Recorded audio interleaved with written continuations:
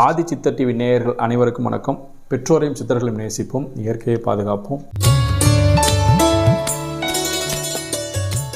நோய்களில் நம்ம நிறைய, ஏன்னா இன்றைக்கி இருக்கக்கூடிய பெரும்பாலான பணம் நோய்க்காக செலவு பண்ணுறதுனால தான் அந்த நோய்களுக்கு உண்டான ஆலயங்களை ரொம்ப கஷ்டப்பட்டு தேடி கண்டுபிடிச்சி இது மக்கள்கிட்ட கொண்டு போய் சேர்த்துனோம்னா அந்த ஆலயங்களில் போய் வழிபாடு செஞ்சுட்டு வரும்போது அந்த நோய்க்காக, இப்போது நோய்க்கு பணம் செலவு பண்ணுறதுங்கிறது வேறு விஷயங்க. அது ஓகே, பணம் பணக்காரங்களுக்கு எவ்வளோ பெரிய நோயினாலும் பெருசாக தெரிவிக்காது, ஏன்னா பணம் கொடுத்து சரி பண்ணிட்டு போயிடுவாங்க. ஆனால் அந்த வலியும் வேதனைன்னு ஒரு விஷயம் இருக்கும் பாருங்கள்.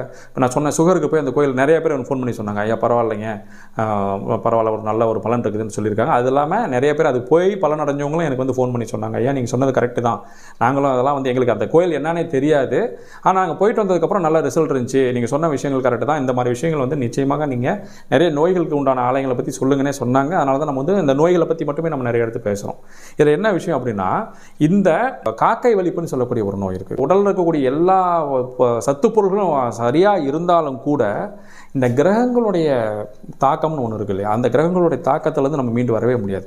நமக்கு தேவையான எல்லா எனர்ஜி இருந்தாலும் அந்த கிரகங்கள் நமக்கு சப்போர்ட் பண்ணால் மட்டும்தான் நம்மளால் அந்த பிரச்சனைகள் மீண்டு வெளியில் வரவே முடியும். காக்கா வலிப்புன்னு சொல்லக்கூடிய ஒரு நோய் இன்றைக்கி பெரும்பாலும் குறைவாகி போச்சு. அதையும் தாண்டி ஒரு சில பெரும் பணக்காரர்களுக்கும் மிகப்பெரிய செல்வந்தர்களாக இருக்கக்கூடியவங்களுக்கு, அதே சமயத்தில் தொழில் வியாபாரத்தில் முன்னேற்றம் அடைந்தவர்களுக்கு பார்த்திங்க அப்படின்னா ஏதாவது ஒரு நவகிரக குறைபாடுகளின் காரணமாக, ஏதாவது ஒரு முன்ஜென்ம பாவத்தின் காரணமாக இந்த மாதிரி நோய்கள் வருது அப்படின்னு சொல்கிறாங்க.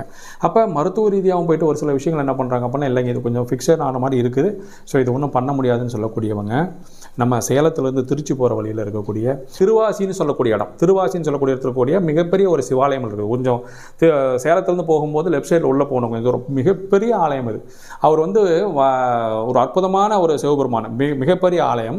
மல்லிவளவன் அப்படின்னு சொல்லக்கூடியவர், அவர் மன்னருடைய பேர் எனக்கு மறந்து போச்சு. அந்த அவருடைய மகளுக்கு இந்த நோய் இருந்திருக்குது. அவர் போய் என்ன பண்ணுறாரு, அந்த ஆலயத்தில் போய் வழிபாடுகள் செஞ்சு மனமுருகி வேண்டுறாரு, இது மாதிரி என்னுடைய குழந்தையை சரி பண்ணி கொடுங்கன்றாரு.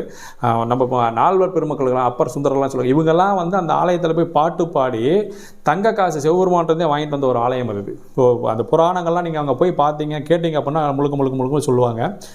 அங்கே போய் வழிபாடு செஞ்சுட்டு வந்தீங்க அப்படின்னா இந்த காக்கை வலிப்பு சம்மந்தப்பட்ட நோய்கள் குணமாகி போயிடும்.